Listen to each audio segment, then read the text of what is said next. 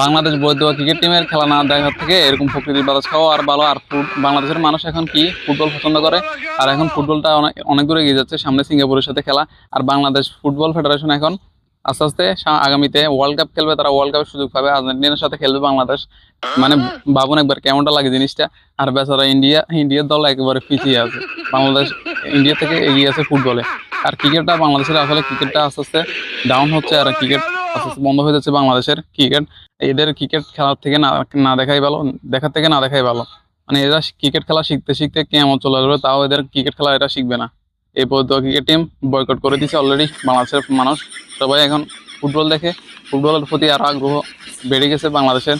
আর India football একটু পিছিয়ে বাংলাদেশ থেকে, বাংলাদেশ এগিয়ে ফুটবলে। এই জিনিসটাই আমাদের ভালো লাগতেছে, কারণ ক্রিকেটে আমরা আগে দিয়ে আর পারলাম না, আর পারবো বলেও মনে হয় না। সাকিব তামিম একটা সময় ছিল, তারা ক্রিকেটারে অনেক দূরে গিয়ে নিয়ে গেছে। হয়তো বিশ্বকাপ টি-20 একটা এশিয়া কাপ একটা আইসিসি টুর্নামেন্টও আমরা জিততে পারতাম, কিন্তু শেষ পর্যন্ত আর পারলাম না। তারা চলে গেছে, এখন আমাদের ক্রিকেটটাও একদম ডাউন হয়ে গেছে। তো এখন ক্রিকেটটা না দেখে ফুটবল, ক্রিকেটটাও দেখবো ছাড়বো না, কিন্তু বাংলাদেশের মানুষ এখন ফুটবলটা বেশি পছন্দ করে।